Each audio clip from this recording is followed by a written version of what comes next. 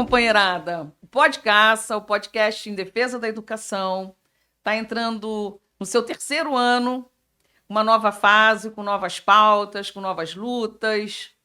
E para inaugurar esse momento, eu trouxe aqui para a nossa bancada o companheiro Gutenberg, estudante de História da Universidade Estadual do Rio de Janeiro e vice-presidente da União Nacional dos Estudantes. Nosso podcast está ficando cada vez mais famoso, com companheiros famosos necessários por essas lutas pelo direito à educação. Muito obrigada, Gutenberg, por estar aqui com a gente hoje. E vamos lá? Vamos embora. Obrigado pelo convite. Fico feliz agora, eleito vice-presidente da Uni. Nós tomamos posse tem menos de um mês. Então, muito feliz de estar participando aqui para a gente poder debater. Você que tem uma trajetória incrível de luta pela educação. Já batemos um papo aqui antes. Enfim, que para a gente é sempre importante estar conversando com pessoas que constroem e defendem a educação há muito tempo e que, enfim, nos dá orientação também para nossa juventude. Você me deixou sem graça, viu, Gutenberg? Porque eu não sou isso tudo. Eu sou professora de História das Redes Públicas. Hoje eu atuo na campanha nacional pelo direito à educação. Eu também atuo no Fórum Estadual de Educação. Mas tem uma coisa que eu nunca abri mão na minha vida, ser professora da escola pública. Eu sempre falo isso. Quando eu entrei para a escola pública, para a Rede Estadual de Ensino do Rio, foi a minha realização pessoal. Agora, dentro da minha trajetória, tem uma coisa que eu acho que é fundamental para as lutas da educação, que é a parceria com o movimento estudantil. Eu acho que essa estudantada tem que estar na rua sempre. Vocês são protagonistas das lutas pelo direito à educação. Os estudantes são importantes e necessários. Vocês estiveram à frente de muitas lutas, principalmente, por exemplo, contra a ditadura civil empresarial militar da década de 60, né, que foi até 84, especificamente, né, até 84, mas vivemos resquícios disso. Vocês foram fundamentais naquele enfrentamento, né? Hoje, o movimento estudantil se faz mais do que necessário, ele é imprescindível, né? Nós temos cortes contra as universidades, cortes contra a valorização, né, que impactam em tudo. Esses cortes contra a universidade impactam em tudo.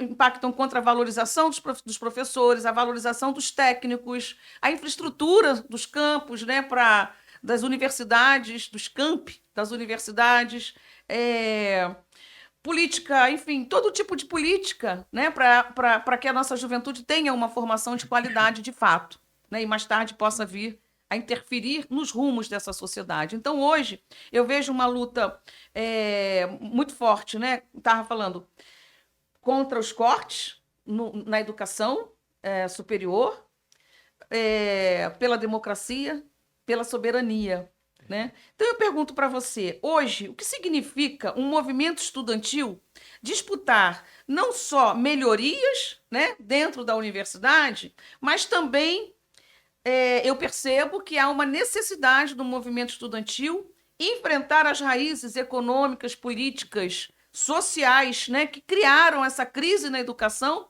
Crise essa, já dizia Darcy Ribeiro, não é uma crise, é um projeto de destruição não só da educação pública, mas da nossa sociedade, da soberania, da independência da nossa sociedade. Professora, me permita chamar assim de professora. Obrigada.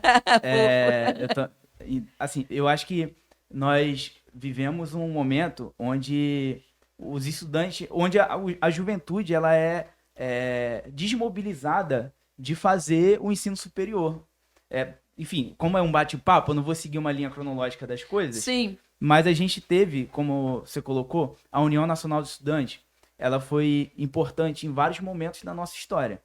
Desde a luta contra o nazifascismo, a luta do petróleo é nosso, que isso representa a defesa de um projeto de país soberano, que é, de novo, um debate que está sendo colocado e de forma mais intensa ultimamente sobre a questão da soberania. Então, a União Nacional dos Estudantes ela foi muito importante na defesa do petróleo nosso, como uma riqueza de exploração e uma riqueza nossa que sirva para o nosso país. Foi a única que lutou junto com os demais setores da sociedade durante a ditadura militar. Foi a única que lutou durante o período do governo Bolsonaro nos tsunamis da educação. Nós vivemos momentos nos nossos governos progressistas e democráticos, que é inclusive uma coisa rara dentro da nossa história, esses governos, nós vivemos avanços na educação. E a partir do momento que os filhos das classes mais pobres do nosso país entram nas universidades e acessam a universidade, hoje existe um movimento que, enfim, de várias frentes, a privatização do ensino, a militarização do ensino, mas tem uma coisa que é primordial hoje, que eu enxergo nas redes sociais e na forma como o capitalismo avançou para vender esse sonho do enriquecimento fácil. Esse jovem está sendo desestimulado a ver a universidade como uma perspectiva de mudança da sociedade ou da tua própria mudança de vida. Então, a partir do momento que o pobre entra na universidade, a universidade não serve mais para mudar a realidade das pessoas e mudar a realidade do país. Para que fazer universidade? O ensino superior se torna algo banal. O ensino se torna algo banal a partir do momento que o pobre tem direito à educação. Então é algo que, para além da nossa luta, enquanto movimento estudantil, de ter um trabalho ali, eu não gosto dessa palavra conscientizar as pessoas, mas de estimular as pessoas a pensar sobre a importância de estar constantemente em alerta em defesa da nossa educação.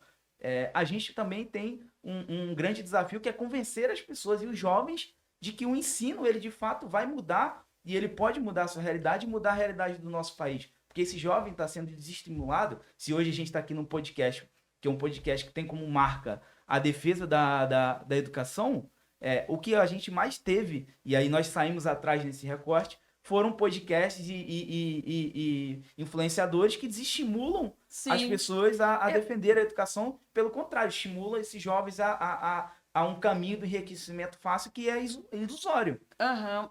O Gutenberg, muito importante você está colocando, você está me lembrando assim, hoje os estudantes, eles têm que conciliar, muitas vezes, o estudante universitário, o trabalho ou a permanência dele na universidade pública, principalmente, né? E aí ele vai cair, muitas vezes, em cursos de nenhuma qualidade na universidade, cursos de EAD que estão aumentando, né? Sem qualidade alguma, porque eles têm que trabalhar, né? Eles têm que se sustentar. E junto a isso, essa política velada, né? Que está colocando para os jovens que basta ser empreendedor, né? Que ele não precisa mais de um trabalho, de uma formação profissional de qualidade, para um trabalho de qualidade, para mudar a perspectiva dele na vida, na sociedade, ajudar o seu coletivo, né? Também a se modificar, melhorar a vida, as condições de vida, né? Essa estudantada, ela também aí ela vai se desmobilizando, ela vai se afastando cada vez mais do movimento estudantil. Há um dificultador, né, nessa ideologia hoje da terceirização, enfim, trabalho sem nenhum tipo, né, de formação. Os empreendedores, né? Há pouco tempo, isso é uma coisa muito importante, que é bom a gente sempre voltar. Há pouco tempo, Le Monde Diplomatique fez uma matéria no Brasil sobre o empreendedorismo. E essas empresas financeiras de educação jogando no mercado cursos de ensino médio, né, formando muita gente de ensino médio. A iFood deu não sei quantos centenas de milhares de diplomas, por exemplo, para garotada entregadora, empreendedora, entregadora de quentinha, que muitas vezes não tem alimentação em casa, né? Essa garotada que vive uma vida difícil, a juventude, eu estou falando garotada, a juventude, 16, 18, 24, 26, 30 anos, né? Que não tem condições financeiras de estar em casa, sustentar a família, se sustentar, então ele tem que optar ou pelo trabalho ou pelo estudo. E aí ele parte para muitas vezes, quando parte, muitas vezes é para uma faculdade sem qualidade. Como é que vocês do movimento estudantil estão pensando, né, reconectar essa base estudantil, essa base de estudantes que estão desmobilizados, que estão descrentes com a política, porque isso também é um projeto nacional, descrença com a política, né? Que eles não acreditam na luta pela educação pública, né? A gente vê, se a gente tem um universo de centenas de milhares de estudantes no ensino superior, a gente tem dentro desse contingente, talvez um conjunto muito maior de estudantes que não estão ligados no movimento estudantil porque não acreditam, né? Na luta por essa educação pública de qualidade. Como é que vocês da Uni, principalmente, pensam? Vocês pensam nisso, na dificuldade de manter o aluno na universidade, manter ele mobilizado no movimento? Eu acho que o movimento secundarista, então saudar aqui a UBS neste caso, ele deve cumprir um papel fundamental. Se eu me interessei por uma universidade, foi porque eu tive um professor de história no meu ensino médio, que me estimulou a entrar na universidade. Tiveram professores que me estimularam a entrar na universidade. Então, é um projeto que visa principalmente a desmobilização da organização da luta dos estudantes. Então, a gente viveu, na última década, um processo de desmonte da nossa política educacional a partir do momento que você tira disciplinas essenciais do ensino médio, como história, sociologia e geografia, você tira essas disciplinas do ensino médio. Então, por si só, já é uma grande dificuldade para nós que estamos na direção do movimento estudantil nas nossas universidades, dos nossos centros acadêmicos e DCEs.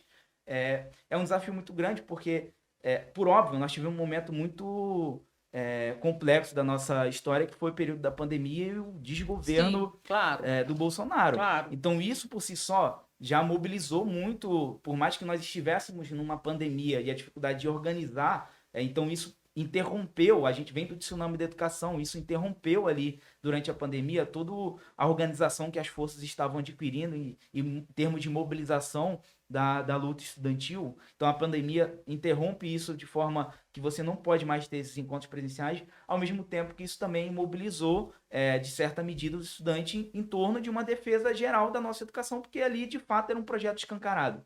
Mas esse projeto, ele nem sempre é escancarado. Então, a partir do momento que você tira essas disciplinas, a gente tem uma juventude que está entrando na universidade que não tem essa relação com até mesmo a nossa história, de reconhecer que foi através da luta organizada que nós conquistamos, inclusive, as cotas, nós conquistamos diversos programas que colocam o pé de meia, PNAD. Então, são programas que são conquistados a partir da luta organizada e da luta do movimento estudantil, dos movimentos sociais. Então, a partir do momento que esse estudante não tem contato com a sua própria, com a própria história do nosso país, não tem contato com esse debate sobre educação e ele é excluído das escolas, principalmente das escolas públicas, onde o ensino médio foi extremamente afetado com a retirada ou a diminuição da carga horária dessas disciplinas, isso com certeza impacta dentro da nossa dinâmica da universidade.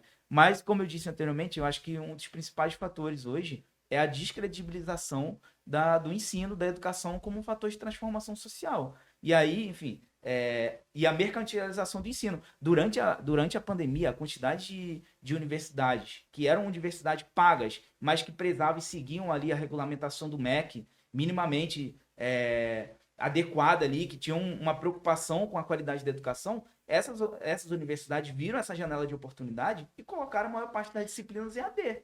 Então, o estudante não tem mais um contato, um convívio com uma sala de aula. Então, assim, é um debate muito complexo para a gente falar, porque nós precisamos ter muita atenção com esses estudantes que estão nessas universidades pagas, seja ela presencial ou EAD, mas a gente tem que fazer um debate com eles sobre, se você está numa universidade paga, você tem que exigir a qualidade do teu ensino. Ela não é uma universidade paga para você só se formar mais rápido e ir para o mercado de trabalho. Comprar o canudo, até porque não vai entrar no mercado de trabalho, não vai ter qualificação alguma. Exatamente. Né? E não vai entrar no mercado de trabalho. É uma ilusão, é mais uma ilusão. É mais uma ilusão desse processo de aceleração que o capitalismo nos impõe. Então, não tem a menor condição de você fazer um curso de medicina agora que voltou e regulamentou e proibiu os cursos de medicina EAD, gente. Assim, na boa, não existe essa possibilidade. De fato, inclusive programas dos governos passados que fazem com que o estudante tenha ali o custeio, o financiamento do seu ensino superior pago. para você ter um curso, então você tem tem a possibilidade de jovens ali que não conseguiram entrar numa universidade pública, de estarem cursando direito, medicina, enfim, esses cursos que tem ali um teor mais complexo em relação à formação acadêmica, de exigir que esse ensino seja de qualidade. Como que o estudante vai... Então, a gente precisa ter esse tipo de debate com esses jovens, porque se ele não for um profissional qualificado, ele não vai entrar no mercado de trabalho, e se ele entrar no mercado de trabalho não sendo qualificado, ele não vai conseguir crescer na sua área, entendeu? Então, por si só, já é uma formação precarizada. E essa formação precarizada, você acredita que é um fator que afasta, inclusive, é proposital, é um dos objetivos, né? Para afastar o movimento estudantil, para afastar o aluno da mobilização, né? Da luta coletiva, da organização, de se organizar para a luta coletiva, para enfrentar esse tipo de mentalidade, os tubarões da educação que querem privatizar o tempo todo, né? Deixa eu te falar uma coisa. Uma coisa que eu estava pensando aqui enquanto você falava, né? A dificuldade do aluno dentro... que tem que estudar e trabalhar ao mesmo tempo, ou trabalhar durante o dia, estudar à noite, e uma coisa vai levando a outra, né? A precarização do ensino. Porque a luta contra o 6x1, essa jornada exaustiva de trabalho, ela é um dos motivos que tira também a estudantada, né, da universidade. Exatamente. Né? Como é que está a Uni nesse processo? É uma prioridade para a Uni, o plebiscito popular, ele é muito importante para a Uni, e é algo que a gente tem voltado todas as atenções. Acho que nós, e aí voltando um pouco quando você fala a nossa dificuldade de reconexão com as bases, eu acho que a gente tem que encontrar outros caminhos de reconexão, e um deles é a gente, enquanto entidade do movimento estudantil, uma entidade de representação dos estudantes que estão nas universidades, mas a gente interligar esses debates com outros debates, como o fim da escala 6x1, e mostrar isso para os estudantes, que isso impacta na sua realidade. Então, nós temos organizado as agendas dos plebiscitos nas universidades, isso é uma prioridade, e aí a gente correlacionar alguns debates, inclusive o plebiscito popular, ele é sobre o fim da escala 6x1, mas é um outro debate que nós temos colocado como prioridade para que a gente tenha mais possibilidade de investimento para a educação, é a taxação das superfortunas. Então, hoje a gente vive uma desigualdade, tributária no nosso país. Quem ganha até 5, 6 salários mínimos paga muito mais imposto do que quem ganha 240 salários mínimos. Sabe? Essas pessoas, eu, como professora, que ganho um salário miserável... Você, como professora, paga mais imposto do que um cara que tem um jatinho ali no galeão, que não paga aluguel, não paga IPVA dos jatinhos, IPVA das suas lanchas. Então, proporcionalmente, essas pessoas, que é a maior parcela da nossa sociedade, que é quem ganha até ali 5 salários mínimos, que é a grande parcela da nossa sociedade, está pagando mais imposto do que essas pessoas, do que os super ricos. Então, nós temos correlacionado esse debate como prioridade, porque nós entendemos que isso tem um apelo popular. As pessoas entenderam que é necessário que a gente tenha mais taxação para essas superfortunas, para a gente ter investimento na educação. Você está falando, eu estou lembrando, tenho visto o movimento dos estudantes também contra, né, a escala 6x1, mas também pela taxação das grandes fortunas. Eu tenho visto esse movimento nas redes sociais, né? É importantíssimo. Por exemplo, o público do podcast é de educadores, né? De familiares de educadores, de estudantes, né? Então, como é que pode uma professora como eu, que ganha um salário de 3 mil e poucos reais, aposentada, um pouco mais, acho que 3.800, não passa muito de 4 mil reais, como é que eu posso pagar um imposto de renda na mesma proporção, né, nos mesmos percentuais, de um cara que tem R$1 milhão, mais de R$1 milhão de renda por ano? Isso sem falar as grandes fortunas mesmo, né? Tem gente que ganha milhões, 35, 45, 55, enfim, a gente não precisa ficar gastando muito tempo com isso, né? Mas isso eu acho importantíssimo, uma pauta importantíssima para o movimento estudantil. Está colocando na ordem do dia o plebiscito popular contra a escala 6x1, trazer a garotada, garantir a nossa garotada, aos nossos estudantes, o direito de estar na universidade, de estudar, e também é a luta contra a taxação das grandes fortunas. Isso é importantíssimo nesse momento. Além, é claro, da luta pela soberania nacional, que está o tempo todo sob ataque. Não, né? inclusive, professora, a gente entender que não existe o debate da soberania, ele agora está pautado porque os Estados Unidos intensificou um tarifaço e isso impacta a nossa economia, mas recentemente fez inclusive uma ameaça, a porta-voz da Casa Branca dá uma entrevista falando que se o Bolsonaro de fato for preso, os Estados Unidos cogitam colocar as Forças Armadas à disposição. Então, por óbvio, o debate da soberania ele está voltado em relação à defesa mesmo do nosso país, nessa perspectiva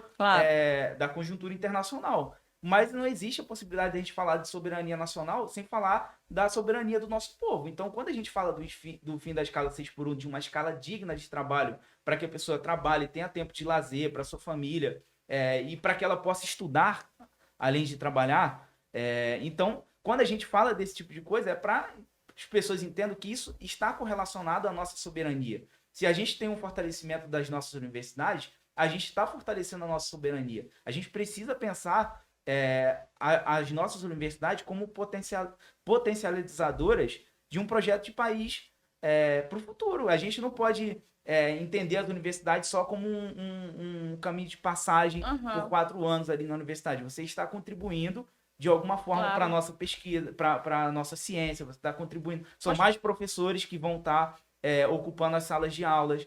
Então, assim, a gente precisa pensar as universidades dentro de um projeto de país. Então, hoje, eu acho que a gente vive, talvez, tem uma pesquisa de um professor de história também, da UFBA, que ele fala que a gente vive hoje, talvez, o último boom demográfico no nosso país, onde a gente tem uma janela de oportunidade ali, da maior parcela da nossa sociedade ser ali jovens e até 50 anos, 40, 50 anos, da gente, de fato, investir em educação, investir na nossa ciência e, inclusive, na ciência, nas tecnologias renováveis. Então, a gente não pode mais investir, ter uma universidade e ter as nossas pesquisas voltadas para o desenvolvimento industrial, tecnológico do nosso país, se não for voltado para um desenvolvimento sustentável, entendeu? Então, acho que a gente pensar a universidade, pensar a juventude enquanto um projeto de país e não como algo temporário só da tua passagem na universidade. Certo. Tá? Ô, Gutenberg, então, ao mesmo tempo, né, a gente está falando da dificuldade de trazer a nossa garotada, a estudantada, para dentro da universidade, para se organizar no movimento estudantil pela luta de direitos, né, de qualidade na educação e de direitos. Isso a gente fala, a gente já colocou, né, a luta contra os cortes no orçamento, contra as privatizações, nas escolas secundaristas, a militarização. Aliás, nos sistemas de ensino, a militarização. No estado do Rio de Janeiro, aqui na SEDUC, nós estamos enfrentando o pior momento da conjuntura educacional na rede pública do Rio de Janeiro.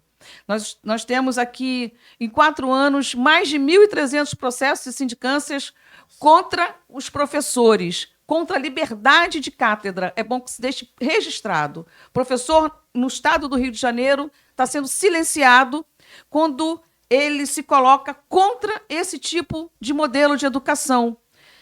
Militarista, privatista, que, ao invés de organizar, né, a nossa estudantada, ao invés de lutar pela qualidade na educação, exclui os estudantes, né, exclui o direito dos estudantes. O ensino, o NEM, no Rio de Janeiro, foi uma coisa dessa. Tem um professor que acabou de ser demitido da SEDUC porque se nega, né, a seguir nas cartilhas pedagógicas, eu digo antipedagógicas, da SEDUC.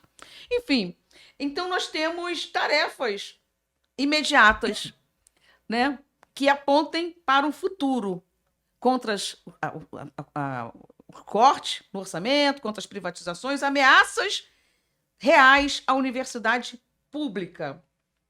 Nesse sentido, tem uma luta maior, né, para o movimento estudantil. Além de todas as dificuldades que você já colocou, nós temos uma luta maior para o movimento estudantil. E uma discussão muito que está acontecendo esse ano, que vai acontecer até o final do ano, a gente espera que esteja sendo aprovado, o Plano Nacional de Educação. O Sistema Nacional de Educação está sendo aprovado na Câmara, vai voltar para o Senado, que é uma lei do Senado, que já está trazendo retrocessos absurdos na organização da educação em nível nacional. Inclusive vetando a participação do movimento civil organizado na discussão, né, da política educacional no Brasil. O PNE, se a gente não abrir o olho, está indo para o mesmo caminho. Né? É a disputa de uma lei, de um plano decenal, de uma lei de 10 anos, que vai durar 10 anos, que ela é uma política de Estado, não é uma política de governo. Ela passa por 3 governos, né? 10 anos. Então, como é que a UNE está se organizando, o movimento estudantil universitário, como é que ela está se organizando para conectar todas essas lutas e ainda o PNE? PNE. O PNE, ele é um novo Plano Nacional de Educação, mas é uma política, como você colocou, ela vai durar por 10 anos. Então, nós fizemos uma blitz da Uni, professora, recentemente. Assim que acabou o Congresso, nós tínhamos tomado posse ali, nós fizemos uma blitz da Uni no Congresso Nacional. E aí, nessa blitz da Uni, a gente visitou as comissões. A direita, eles estão atentos em todas as comissões, principalmente essas comissões que são tão caras pra gente, de educação, por exemplo. Então a direita está ali vigilante. Então, o que eles puderem fazer nesse novo Plano Nacional de Educação para colocar ali amarras para essa nova política nacional de educação é um pulo. Então a gente precisa estar atento. Nós, enquanto União Nacional de Estudantes, precisamos dialogar com as nossas bases, dialogar com os nossos centros acadêmicos, construir debates mesmo, trazer pessoas qualificadas que são atuantes ali da defesa da educação, mas que tragam um debate qualificado em relação ao PNE para a gente mobilizar as nossas bases e acompanhar esse debate de perto. Eu não acho, honestamente, que hoje nós estamos 100% apropriados do debate do novo PNE. Nós temos algumas coisas que são consolidadas. A defesa do 10% do PIB para a educação, das receitas de rendas estratégicas, como do royalties do petróleo para a educação, e que isso seja voltado e tenha uma renda garantida, tenha um orçamento garantido para a implementação do PNAES, que foi uma conquista importante. Nós tivemos conquistas importantes. Nós tivemos a renovação de cotas e tivemos a implementação do PNAES enquanto lei, então enquanto uma política de Estado. O PNAES. Nós tivemos o pé de meia, que foi aprovado recentemente, mas nós precisamos voltar as nossas atenções para o PNE, porque se a gente não tiver um PNE que garanta uma prioridade, um orçamento para... E nós temos acompanhado também o projeto da Lei Orçamentária de 2026. Nós temos acompanhado isso de perto. Mas se nós não fizermos grandes mobilizações e inclusive ajudar esses parlamentares que estão lá, que são comprometidos com a educação, a conseguir avançar na discussão do PNE, nós correremos risco de ter uma política nacional de educação que pode estar retrocedendo tudo aquilo que a gente avançou nos últimos anos. Então a Uni precisa se apropriar disso, a gente precisa organizar as nossas universidades, articular com a Andifes, por exemplo, para que a gente consiga levar os estudantes para Brasília, para acompanhar esse debate de perto, tá ali mobilizado. Isso é muito louco, porque assim, a direita tem uma capacidade de mobilização absurda. Então, os caras ocuparam as ruas recentemente para defender a anistia para o Bolsonaro. Nós ocupamos as ruas também para defender a nossa soberania. Nós precisamos ocupar esses espaços e estar pressionando e mobilizados, por mais que nós tenhamos um governo progressista ali, um governo que tem um compromisso com essas pautas, nós não temos um Congresso Nacional majoritariamente que vai ter a educação como prioridade. Então, se nós, enquanto movimento estudantil, movimentos sociais, não estivermos mobilizados para fazer essa defesa, a gente pode correr o risco de ter retrocesso em relação ao PNE. Certeza. Nós temos várias... o PNAES ele foi aprovado enquanto lei, mas agora o debate é como é que isso vai ser implementado nas universidades. Então, nós temos algumas demandas e tem algumas pautas que são mais recentes do movimento estudantil em relação à permanência estudantil, que isso precisa estar garantido. Hoje, a evasão do estudante na graduação ainda é muito alta. Então, se a gente criou meios, através de muita luta e de políticas públicas, para esse estudante entrar na universidade, um estudante que antes não entrava na universidade por questões questões sociais de ser estudante que não tinham a universidade como portas abertas para ela. Então foram políticas que permitiram que filhas e filhos da classe trabalhadora estivessem na universidade hoje. Nós precisamos lutar pela permanência desses estudantes. Então, tudo isso precisa estar como ordem de prioridade. Eu acho que a gente precisa conversar muito com as nossas bases, atentar os nossos estudantes, deixar eles atentos em relação ao que está sendo colocado hoje no Congresso Nacional. Então, Gutenberg, eu adoraria ficar aqui tendo essa aula com você de organização do movimento estudantil o dia inteiro. Mas, infelizmente, a gente tem um tempo curto, né? Temos que trabalhar também, você tem que estudar e tem que ajudar a nossa estudantada a se organizar. E a gente está caminhando assim para o final do programa. Eu quero te convidar para voltar aqui no final do ano, junto com alguém, né, que possa, para a gente fazer essa discussão do PNE, o que avançou, o que não avançou, como é que está esse PNE no final do ano. Já estamos quase no final do ano, faltam 3 meses praticamente, né, de efetivo trabalho, antes dos recessos, porque essa é uma preocupação muito grande hoje de alguns organismos, né? Eu falei para você no início, eu sou coordenadora do Comitê Rio, da Campanha Nacional pelo Direito à Educação, e por essa entidade eu participo do Fórum Estadual de Educação com o professor Valdec Carneiro, que é o coordenador geral. Estou falando isso porque você falou sobre levar, né, esse debate para dentro das universidades, para os DCEs, e eu tenho certeza que o fórum pode ser tanto o Fórum Estadual de Educação do Rio de Janeiro, aqui no Rio, como no estado inteiro, né, como a campanha, a gente pode ajudar a ser um braço da UNE. A gente quer ser um braço da UNE nessa organização e nessa discussão pelo PNE. Então, eu, infelizmente, vou ter que me despedir. Vou me despedindo, agradecendo a sua presença, elogiando, né, um pouco do que eu conheço do trabalho da UNE, da sua participação nessas lutas, né, por uma sociedade soberana, um país livre, independente, que passa exclusivamente pelo direito à educação, pelo direito a uma educação de qualidade, laica, democrática, inclusiva.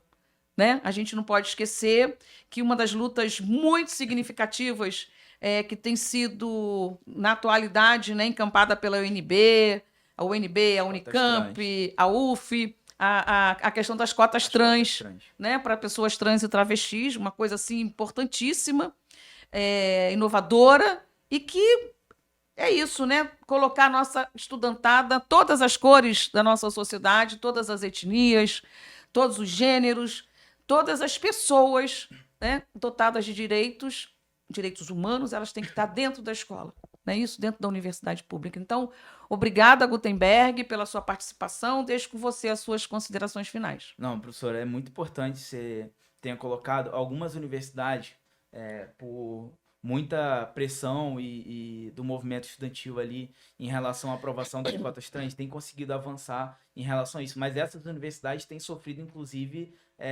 repressão de vários, principalmente as universidades estaduais, têm sofrido repressão de governos estaduais que são completamente contra qualquer política pública que vai incluir a diversidade na universidade, que vai garantir a permanência desses estudantes na universidade.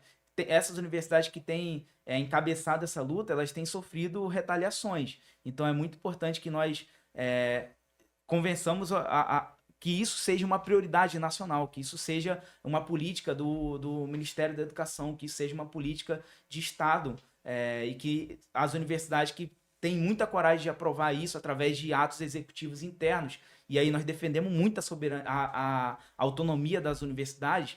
As universidades têm que ser autônomas para poder tomar os seus rumos internamente a partir dos seus conselhos deliberativos, mas nós precisamos tratar isso enquanto políticas estruturantes, enquanto política de Estado, de fato. Então, muito importante você trazer isso. E eu quero também finalizar aqui trazendo um alerta que nós precisamos estar muito atentos às universidades estaduais. Nós tivemos recentemente, né, a expansão dos institutos federais. Nós temos as universidades federais ainda com muita dificuldade de orçamento. Nós tivemos momentos muito terríveis da nossa educação nos últimos governos. mas nós precisamos voltar também as nossas atenções às universidades estaduais. O 2026 vai ser um ano muito difícil. Eu diria que a extrema-direita, ela quer sim ganhar a presidência, mas acima de tudo, a direita e a extrema-direita querem ganhar o Congresso Nacional, fazer 2/3 do Congresso Nacional, querem fazer 2/3 no Senado, e eles querem fazer a ampla maioria dos governos nos estados e assembleias legislativas dos estados. Eles estão organizados para isso. Então, isso impacta muito essas universidades que vêm sofrendo e vem cada vez mais tendo cursos fechados. A gente tem muitas universidades, não é... A UERJ, a gente está aqui no Rio de Janeiro, a UERJ é um exemplo ali que precisa estar todo ano, a gente ali na luta para poder aprovar um orçamento que garanta verba para assistência e permanência dos estudantes na universidade, mas é uma realidade de alguns estados onde essas universidades estaduais estão todo ano fechando algum curso. Sim. Entendeu? Que isso transcende não só a questão do orçamento, mas transcende como um projeto político de desmonte da educação. Com certeza. Entendeu? Então, é uma preocupação que eu queria fechar aqui, deixando essa nossa preocupação com essas universidades, com esse ensino das universidades estaduais. Brilhante, Gutenberg. Mais uma vez, muito obrigada. Agradecida, assim, de coração de você ter vindo aqui para a nossa bancada. Nós inauguramos o primeiro ano com com 2 entrevistas, com uma professora universitária, a professora Malvina Tuttman, primeiro ano podcast, e logo em seguida foi o maior prazer, assim, para a gente ter o movimento secundarista na nossa bancada. E estamos iniciando o terceiro ano, mais uma vez, com estudantes, porque para a gente, para o podcast, os estudantes são prioritários nas lutas pela educação. Vocês são protagonistas junto com os professores e os demais profissionais de educação. Então, vamos juntos. Tem muita luta pela frente. Podcast quer contar com a UNE também nessas trincheiras. Obrigada, Gutenberg. Obrigado, professora.